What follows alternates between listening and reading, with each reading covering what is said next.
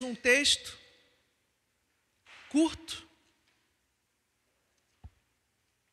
Quantos se lembram onde paramos?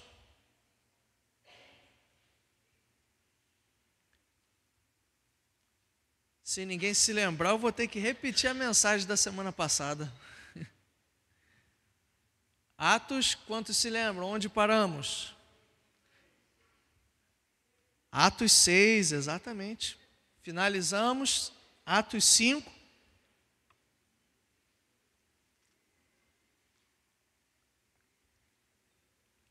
Atos 6, a partir do primeiro verso.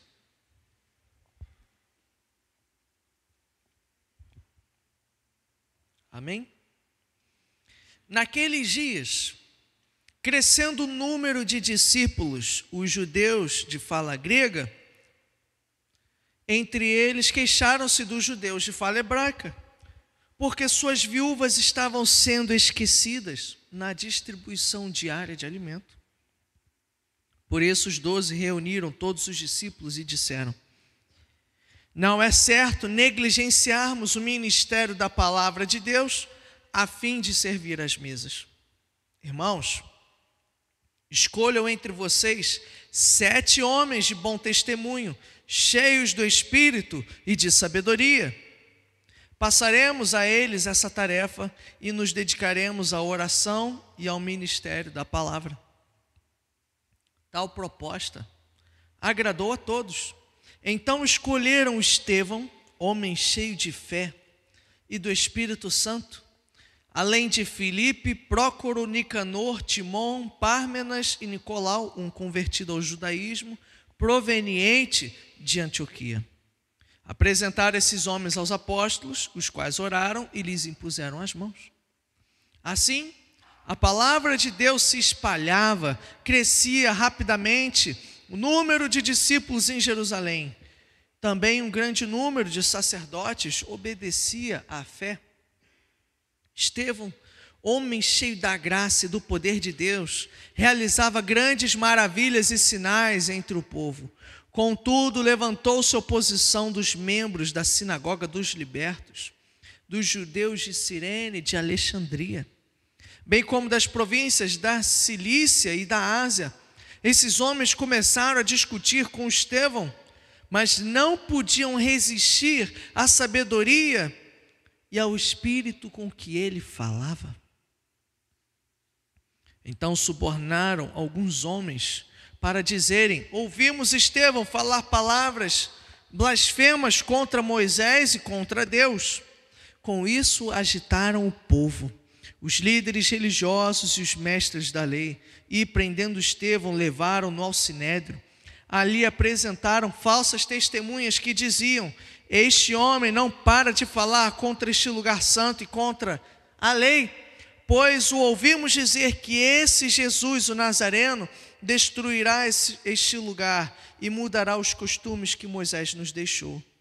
Olhando para ele, todos os que estavam sentados no sinédrio viram que o seu rosto parecia o rosto de um anjo. Só até aqui, amado Deus e Pai. Fala conosco, Senhor, nessa manhã. Viemos, Senhor, aqui sedentos, famintos pela Tua presença e por ouvir a Tua palavra. Tira, Senhor, todo sono. Põe, Senhor, em nós uma cafeína espiritual, Senhor, para ficarmos atentos, para não desviarmos os nossos olhos, os nossos ouvidos da Tua palavra e da Tua mensagem santa e inerrante. Eu peço também, Senhor, a Tua capacitação. Perdoa, Senhor, as minhas falhas, os meus pecados, as minhas limitações. Senhor, que Teu óleo venha transbordar sobre mim, não para minha glória, Senhor, mas para que o Senhor cresça, para que o Senhor seja ouvido por cada alma aqui presente. Fala conosco, Senhor, e me usa pela Tua misericórdia, eu te peço, em nome de Jesus. Amém. Louvado seja Deus. Eu coloquei como um tema, pensando num tema sobre esse texto, eu creio que ele fala muito sobre isso, a solução para a divisão na igreja. E meus irmãos, se tem uma coisa que nós como cristãos precisamos lutar, é a divisão. Divisão a qual sempre aconteceu em toda a história. Os católicos romanos, muitos gostam de dizer que protestante, evangélico, gosta de divisão, gosta de racha, mas até os católicos já passaram por divisão, por várias divisões. Tanto os ortodoxos do Oriente, como os otomanos, os curdos e por aí vai. Já houveram vários rachas na própria Igreja Católica Romana e com os protestantes não foi diferente. Já fizeram até uma charge dizendo que se a noiva de Cristo depender das mais de 5.000 denominações cristãs, não vai ser uma noiva, vai ser um harém das diversas mini-noivas, cada uma representando a noiva de Jesus. E infelizmente nós vemos isso, às vezes as divisões são por tão pouca coisa. É uma pessoa que não se submete, ou ouviu uma palavra que não gostou, aí sai e começa um ministério. E mesmo na nova vida nós já sofremos rachas. A nova vida que saiu da nossa nova vida também já sofreu racha, já tem outros ministérios. E aí nós olhamos esse ciclo, e eu não sei você, mas eu diante desse cenário, eu fico muito triste. Nós estávamos com o bispo Rubem quarta-feira, e ele sempre diz, a divisão é a morte da igreja. É a morte da igreja. E meus irmãos, como nós podemos fazer para curar, para unir uma igreja dividida? Quando o homem e uma mulher vão casar, o que o celebrante costuma dizer? O que Deus uniu, ninguém separe ou não separe o homem. E é interessante que no capítulo 6, se você fechou a sua Bíblia, acompanhe comigo. Nós estamos começando a ver uma raiz de divisão. Começando a ver a igreja pela primeira vez. Nós lemos do capítulo 1 até o capítulo 5, e a igreja está crescendo, pessoas sendo convertidas, é milagre, é bênção, estão sendo afligidos em nome de Cristo, estão ficando alegres, estão sendo perseguidos, entendendo o propósito, o sustento do Espírito Santo, a igreja está indo de vento em popa, e de repente surge o capítulo 6, começa a ter divisão, surgem os primeiros BOs, os primeiros problemas, o que nos mostra que mesmo uma igreja de oração, uma igreja em constante crescimento, uma igreja cheia de milagre, uma igreja do Espírito, cheia do Espírito, meus irmãos, continua sendo uma igreja pecadora. E aí, qual foi a divisão? Qual foi o motivo ali do tumulto, da picuinha no meio do povo? Os judeus de fala grega foram procurar os apóstolos e eles se queixaram dos judeus de fala hebraica. Porque o que nós precisamos entender? Tinham os judeus, e aqui quando usa o termo judeu, não é no sentido da religião, mas no sentido da etnia, no sentido do povo, de ser descendente desse povo. Mas quando nós falamos sobre os judeus aqui, leia-se, são cristãos, são pessoas que vieram do judaísmo já convertidas. E então os de fala hebraica, a gente tem que fazer uma distinção, não só linguística, mas porque, veja bem, esses judeus de fala hebraica eram naturais de Jerusalém, moravam já ali todo o tempo, tinham costume sim da fala hebraica, mas os judeus de fala grega, o que acontecia muito? Nós sabemos bem que o povo judeu, o povo de Israel, ele foi disperso ao longo dos séculos.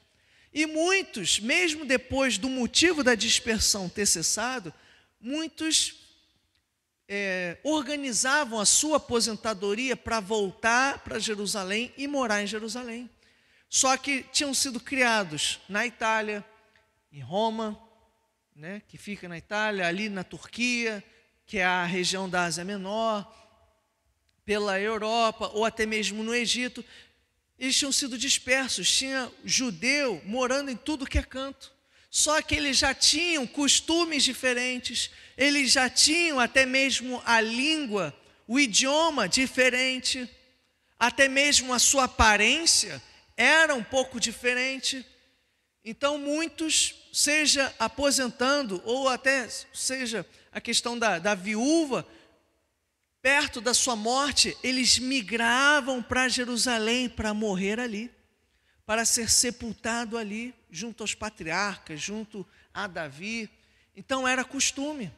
Ou seja, Jerusalém era uma cidade multicultural, ela recebia diversas pessoas. E aqui nós vemos, talvez o primeiro caso de xenofobia, porque você tem pessoas naturais da terra, crentes, e você tem uma igreja, a mesma igreja, recebendo pessoas que são de outras regiões. São do mesmo povo, mas de outras regiões. Só que tem um agravante aqui, porque os naturais da terra, na distribuição diária, é que é do pão. Era o povo que, naquela época, não tinha INSS. O que acontecia? O homem, ele provia para sua esposa.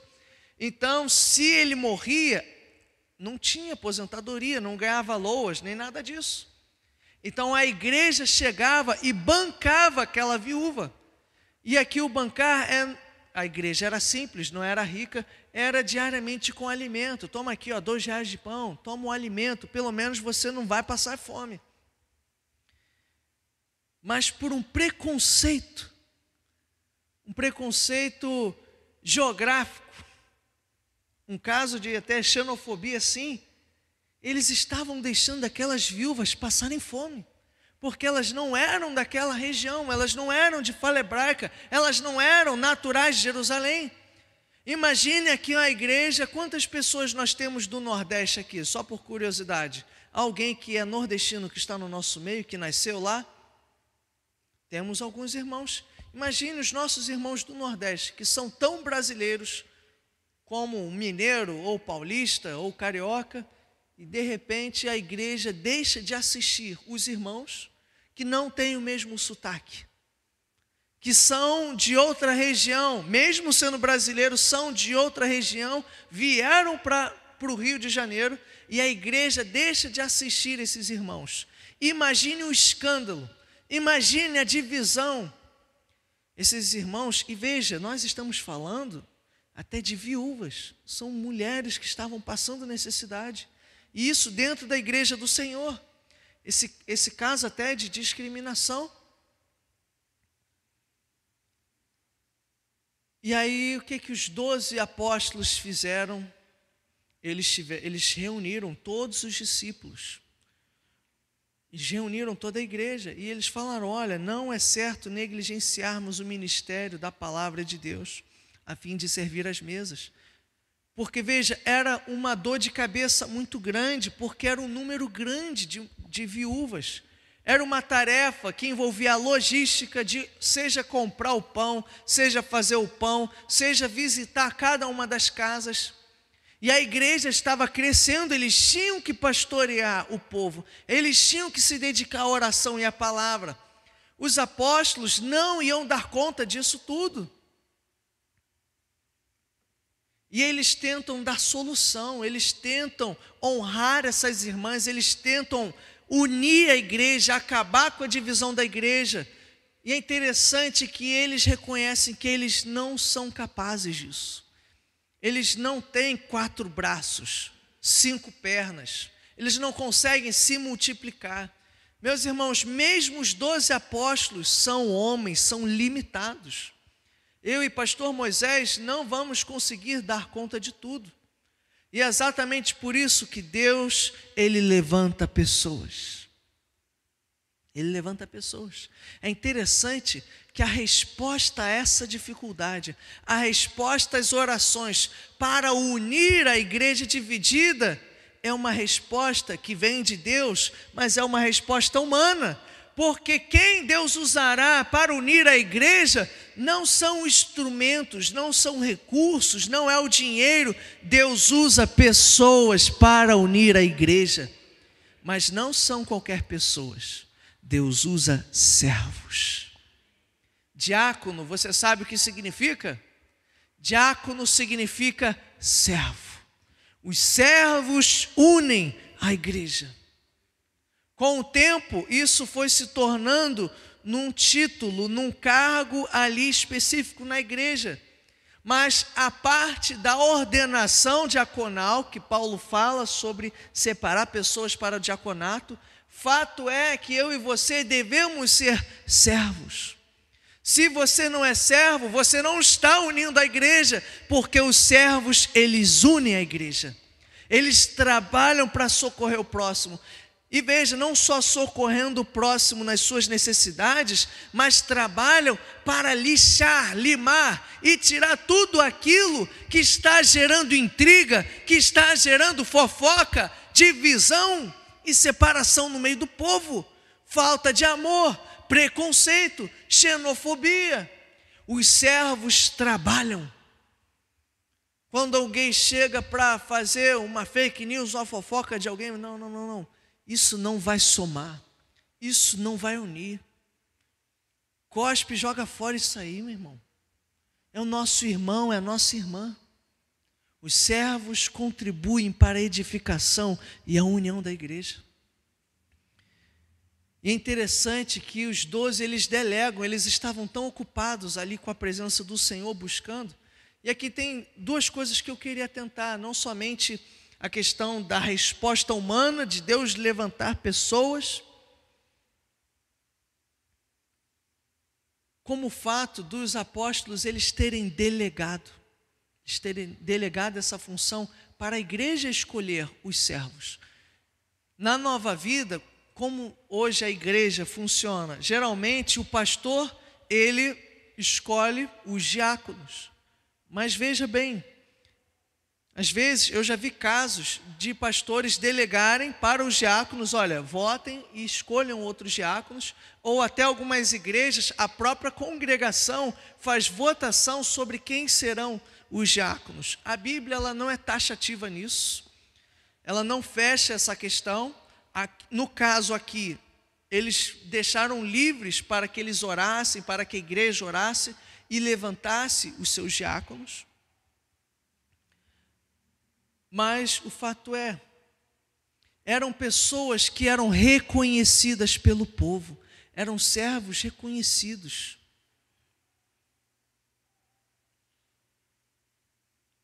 E é interessante uma outra coisa, né? A necessidade é a mãe do ministério.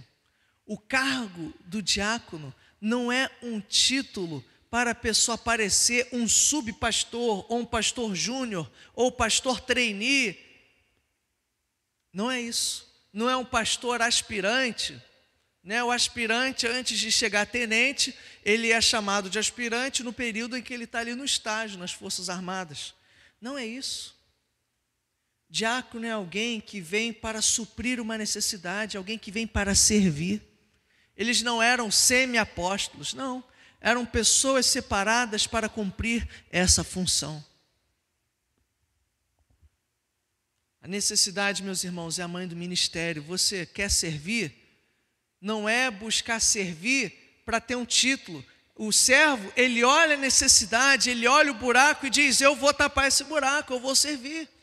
Meus irmãos, esse pastor que vos fala, e creio que o pastor Moisés também, nós já passamos por todo tipo de tarefa dentro da igreja. Desde lavar caixa d'água, desde limpar a igreja. Eu já fui uma pessoa que ficou escondida na mídia. Eu já fui chamada a atenção até pelo bispo Walter no presbitério, porque me botavam para ficar na mídia, até em culto de pastores. E aí o bispo Walter errava a canção, e eu lá certinho na letra, só que ele achava, obviamente, que ele estava certo. E aí a corda sempre arrebenta para o lado mais fraco. E eu ali, novinho, suando, meu Deus do céu, me botaram na projeção logo hoje. Né, os irmãos da projeção estão rindo, já passaram por isso alguma vez. Mas eu já passei pela projeção, pelo ministério infantil. Eu fui começar a pregar na igreja, eu já estava na missão. Isso anos depois, eu já tinha terminado os 5 anos do seminário. Mas isso nunca envaideceu de, poxa, estou no seminário, quero pregar, quero altar. Não, minha questão é, onde eu posso ser útil? Podia ser o berçário, podia ser a portaria. O servo, meus irmãos, ele visa a necessidade. O ministério não é para nos engrandecer, é para engrandecer a Jesus. Nós estamos aqui para servi-lo.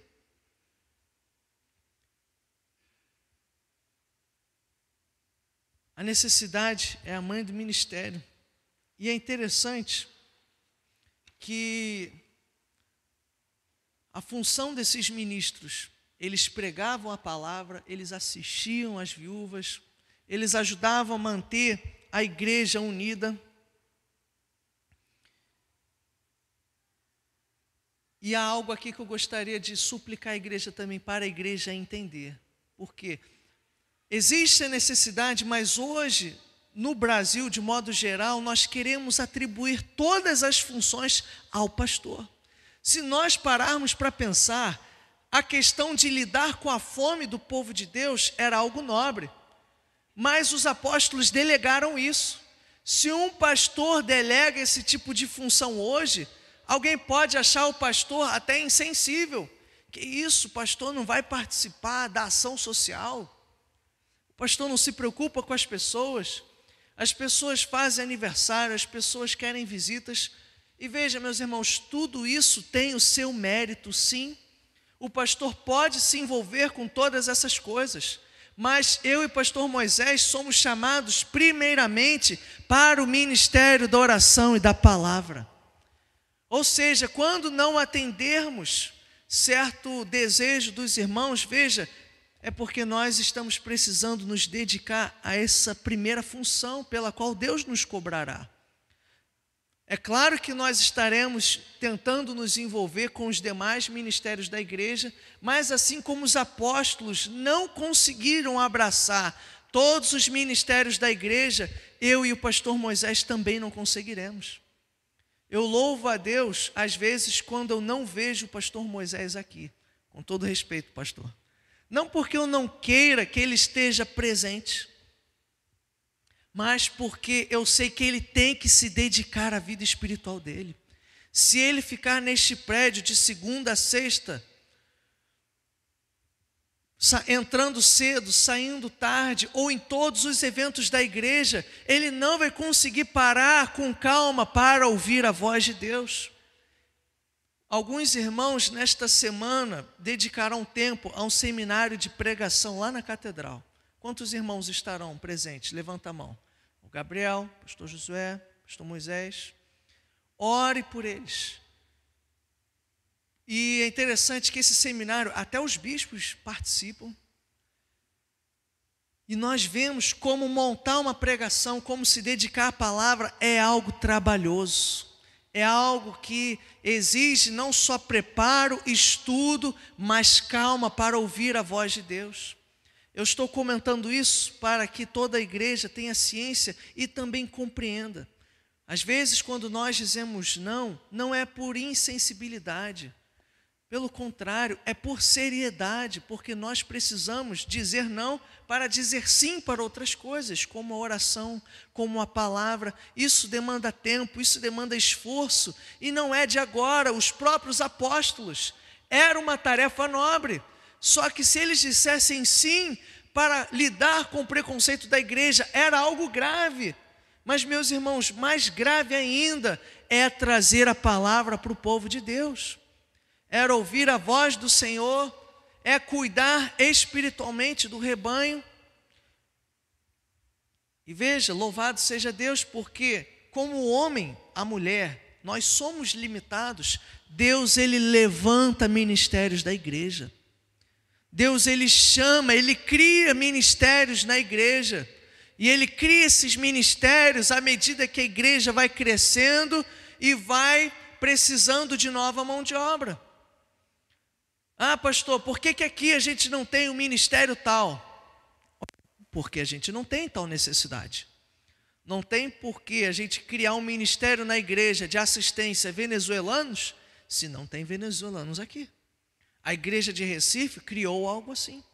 A igreja no Recife, ela criou um ministério para auxiliar moradores de rua. Por quê? Porque tem muitos moradores no entorno da igreja. Ou seja, a necessidade, ela cria um ministério. Às vezes as pessoas entram aqui cobrando da nossa igreja por não ter tal e tal e tal ministério. Mas veja, meus irmãos, nem eu e o pastor Moisés conseguiremos fazer todos os ministérios. Deus não trabalha assim. Deus trabalha de que forma? Ele chama pessoas, Ele capacita, Ele põe o desejo e essa pessoa começa a servir. É assim que Deus faz. Infelizmente, a gente tem a visão equivocada. A gente acha que é o pastor que tem que começar e fazer tudo e está em tudo. E não é assim, meus irmãos. O chamado pastoral, o ministério pastoral é um. O ministério com jovens é outro. O com as crianças é outro. É claro que nós, como líderes da igreja, a gente orienta, a gente coordena, a gente abençoa cada um desses ministérios. Mas veja, não cobre de nós. Nós, cada um aqui tem que cobrar de si. Em que sentido? Se Deus tem colocado um ardor no seu coração, se você vê que aqui falta algum ministério, cuidado, pois talvez seja o Espírito Santo te despertando para começar algo novo aqui. Talvez seja o Espírito Santo te inflamando para você começar um trabalho novo neste lugar. Porque é assim que a igreja sempre foi. Amém? E esse amém foi meio... É uma manhã de trabalho, amém? E é interessante, repare, o nome desses diáconos. Vocês repararam algo diferente no nome desses diáconos? Filipe, Prócoro, Nicanor, Timon, Parmenas e Nicolau. Todos eles tinham nome grego. Todos eles eram judeus de fala grega. Ou seja, eram pessoas do mesmo contexto que aquelas viúvas de fala grega. Sabe por quê, meus irmãos? Para lidar com o preconceito, a gente não consegue tirar leite de pedra, a gente não consegue mudar certas coisas. Por que que Deus não enviou Pedro para os gentios? Porque Pedro era cabeçudo e casca grossa. O que Deus faz? Deus levanta alguém do meio dos gentios. Ele levanta um judeu de fala grega, Paulo, para vencer o preconceito. Ele levanta uma nova geração, porque a antiga não conseguiu. A antiga não conseguiu. Ele levanta homens que fossem um meio termo naquela situação, para serem mediadores, mobilizadores, entendendo a cabeça dos judeus de fala hebraica, mas entendendo o contexto histórico, a realidade, por eles pertencerem à mesma realidade daquelas viúvas, e assim assistirem-nas.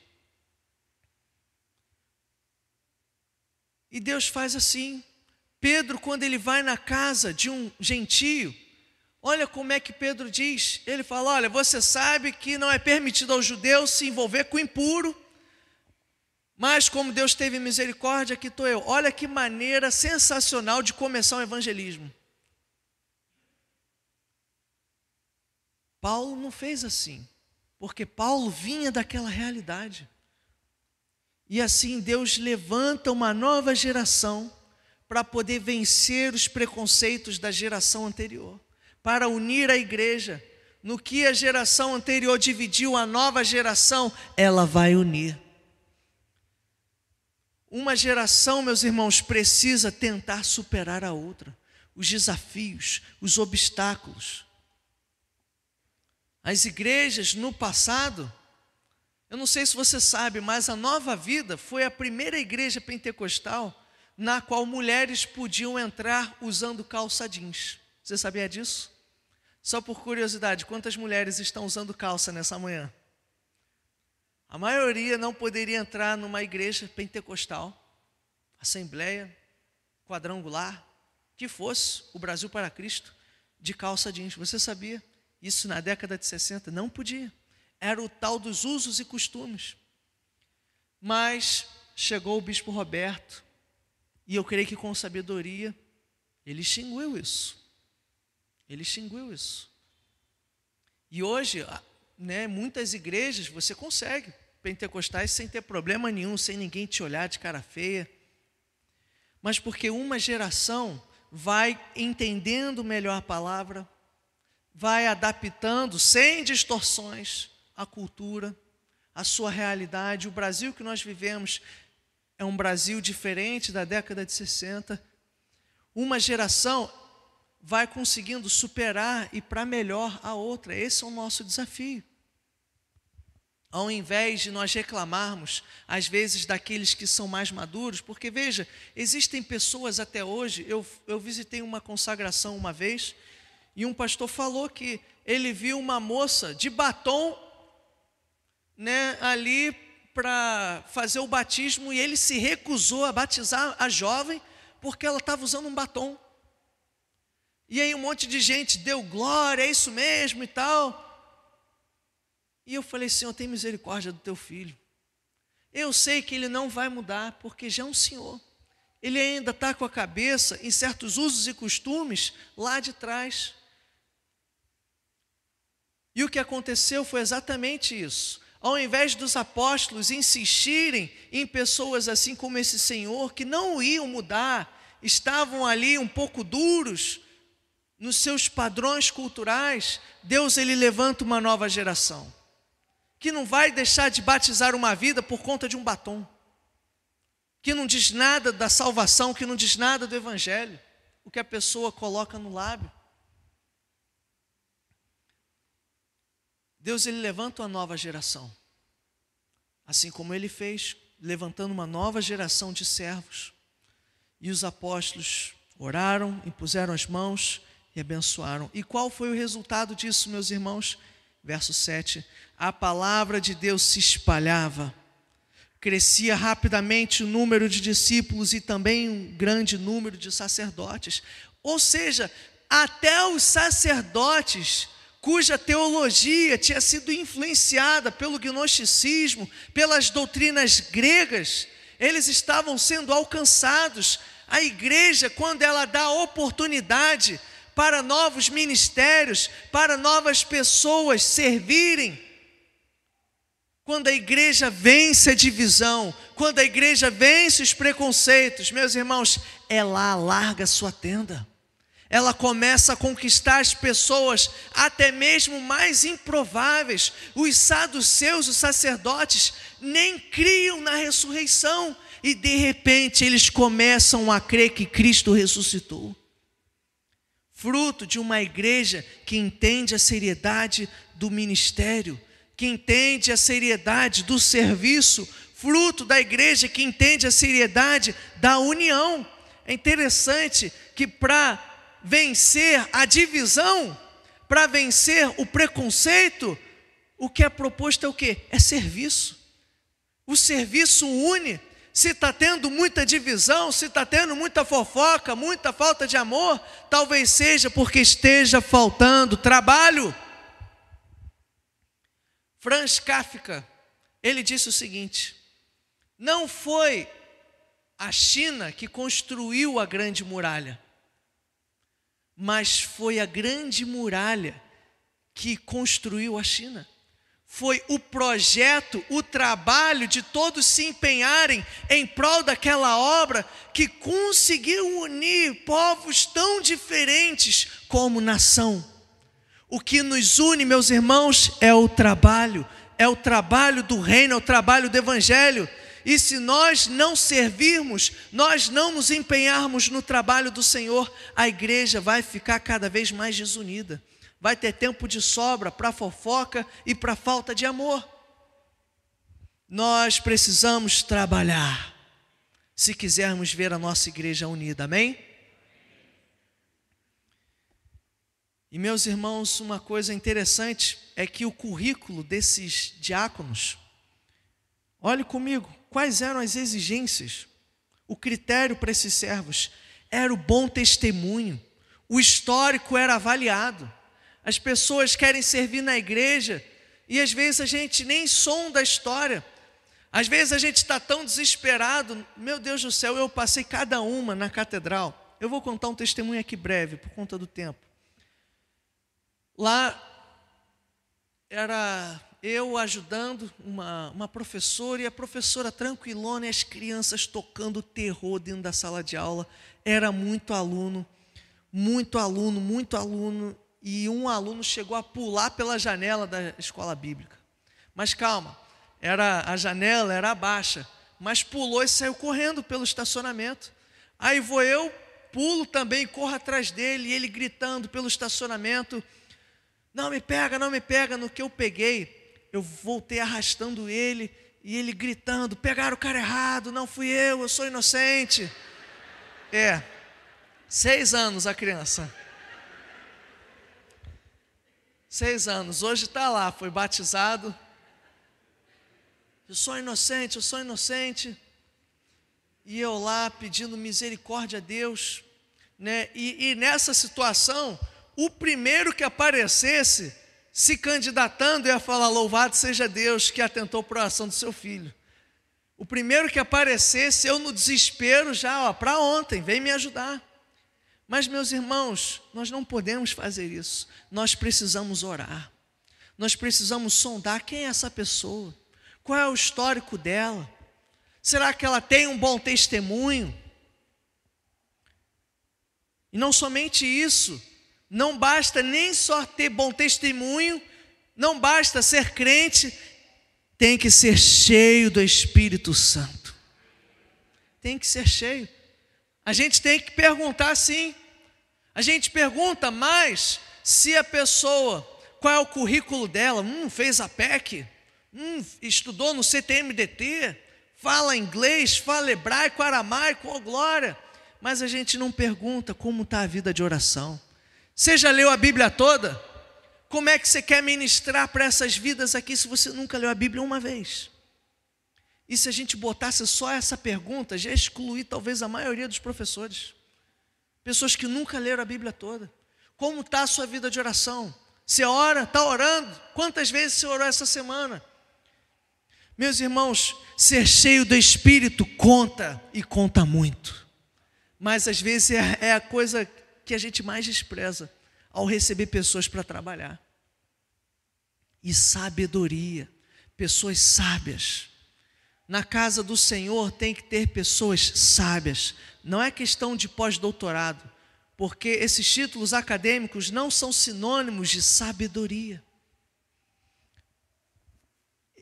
Esses são os critérios, é o currículo desejável para que uma pessoa sirva na casa do Senhor. Se você ainda não serve, atente a isso para você vir servir. E se você já serve, se esforce para cumprir estas questões. E então, para finalizar, do verso 8 ao verso 15, nós vemos Estevão como diácono. Estevão, meus irmãos, ele deu dor de cabeça. Esse pregou até demais. Estevão, esse pequeno relato, olhe, levantou-se oposição dos membros da sinagoga, dos libertos. Cirene ficava na África, Alexandria, no Egito, Cilícia era a região da Itália, a Ásia, aqui era a região da Turquia, seja do norte ou do sul.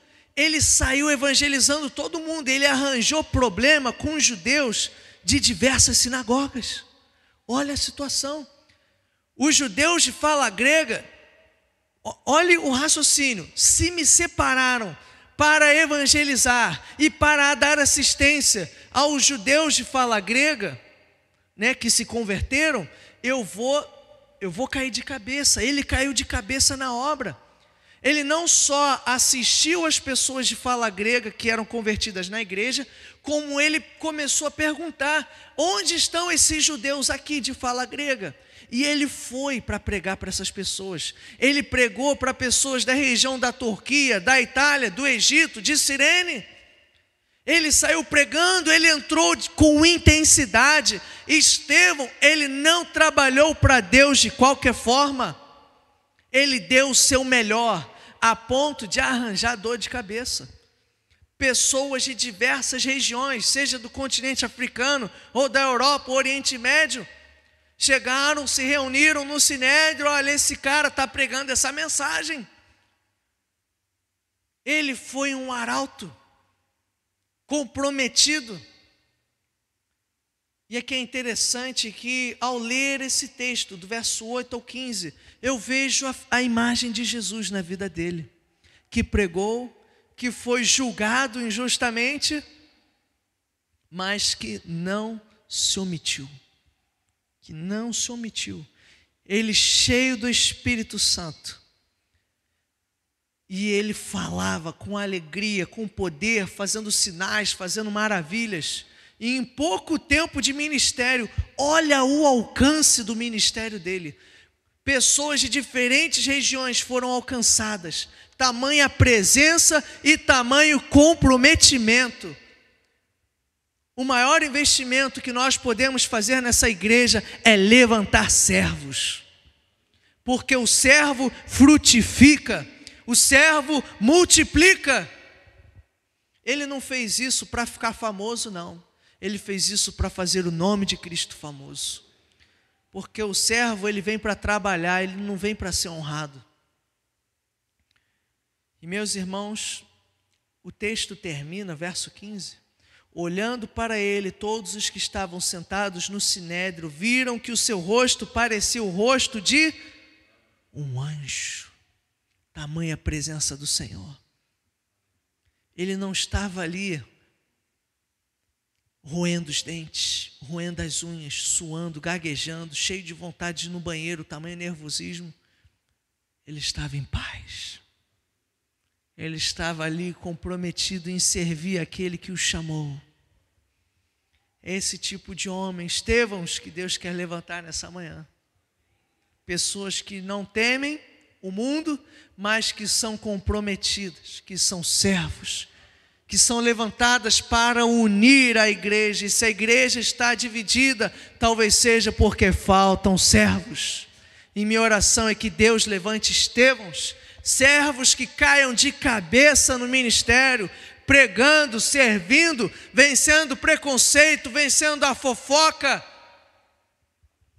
e auxiliando o ministério local.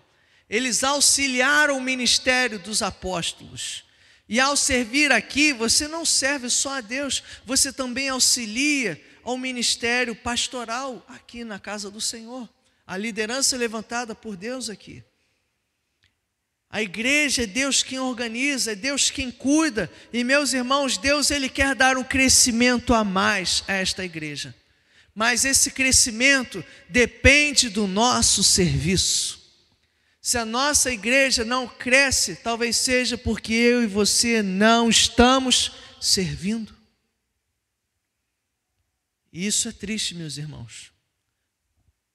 Porque no exército, lá atrás, 10 anos atrás, quando aparecia alguma coisa, o sargento chegava assim, um voluntário para fazer não sei o quê. Aí ninguém levantava a mão. Às vezes, né, mais um puxa-saco, né? Só eu, sargento. Aí ele baixa a mão. De novo, um voluntário para fazer tal coisa. Aí ninguém levantava a mão. Ele olha, aí ele, né, chamava a atenção e falava, todos levantem a mão. Aqui todos são voluntários.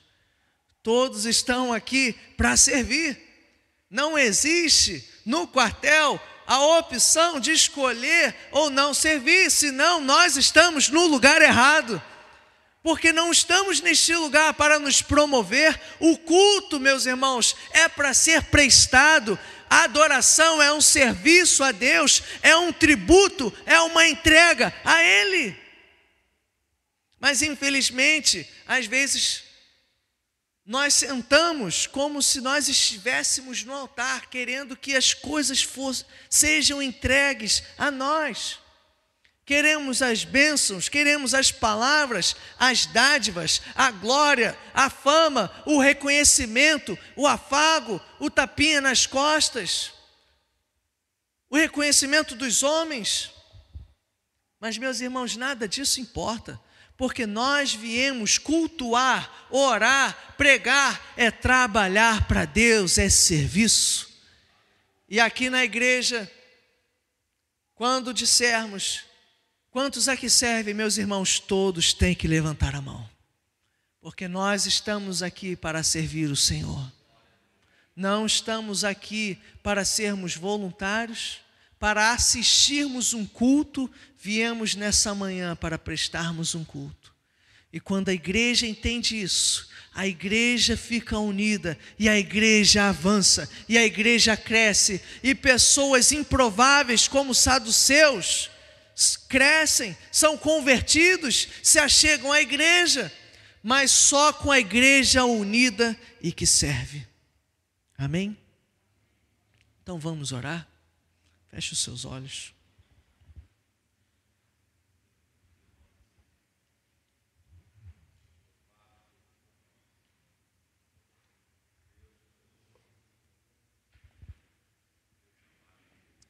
Aleluia, Senhor.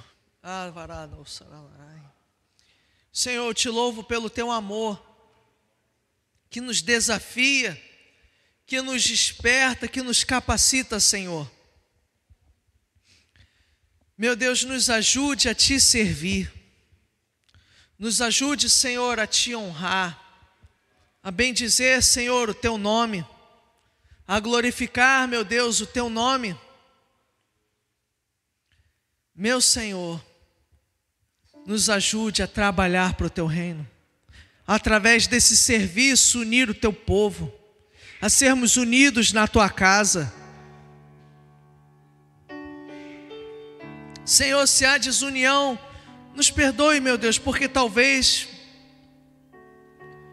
estejamos até ociosos demais quando não devíamos. O Senhor está voltando para nos salvar, para julgar os povos, julgar o mundo.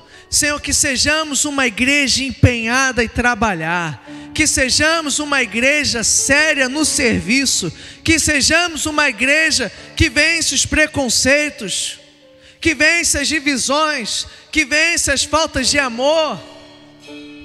Uma igreja que entende o propósito, que arregaça as mangas.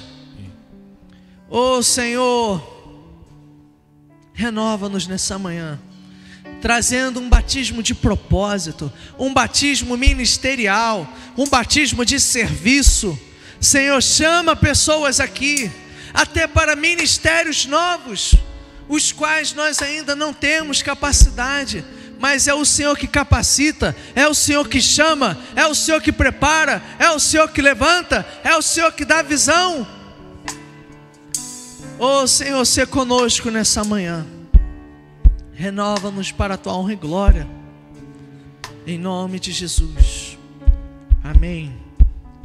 Aleluia. Vamos ficar de pé, lembrando aos irmãos, teremos um breve intervalo. Hoje na escola bíblica veremos o Evangelho, começaremos a estudar sobre os Evangelhos, entendendo um pouco como é essa literatura, o Evangelho de Mateus. Então terá aqui uma cantina, um breve intervalo, e depois voltaremos para este lugar para estudar, amém? Feche os seus olhos. Amado Deus e Pai, obrigado por esta manhã de adoração, de culto, de reflexão, de ministração. Nos ajude, Senhor, a te servir, não da forma como queremos, mas da forma como a igreja precisa e como o Senhor quer. Guarda, Senhor, o nosso coração, guarda a nossa semana, guarda o pastor Lázaro, que estará mais tarde ministrando na tua casa, e leva-nos, Senhor, debaixo da tua paz, do teu amor e da tua proteção. Assim que a graça do nosso Senhor Jesus Cristo, o amor de Deus, nosso eterno Pai, e as doces e ricas consolações do teu Santo Espírito sejam conosco, hoje e sempre. Amém. Amém. Louvado seja Deus. Vá na paz do Senhor.